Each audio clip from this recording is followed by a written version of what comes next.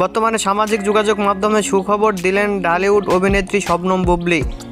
আলোচিত নারী কল্যাণ ফাউন্ডেশনের পক্ষ থেকে বিশেষ সম্মাননা পুরস্কৃত হওয়ার পাশাপাশি নতুন রূপে আত্মপ্রকাশ করেছেন গুণী এই অভিনেত্রী। সম্প্রতি এক সাক্ষাৎকারে বুবলী জানালেন শাকিব খান বাবা হিসাবে ঠিক কেমন। বুবলী বলেন, কাজের ক্ষেত্রে সে অসম্ভব পরিশ্রমী একজন মানুষ।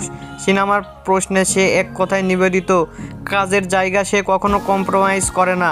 বুবলী আরও জানান, শাকিব বাবা হিসাবে ভীষণ একজন ভালো মানুষ, তবে অনেক সময় ব্যস্ততার কারণে অনেক কিছু চাইলেও পারে না।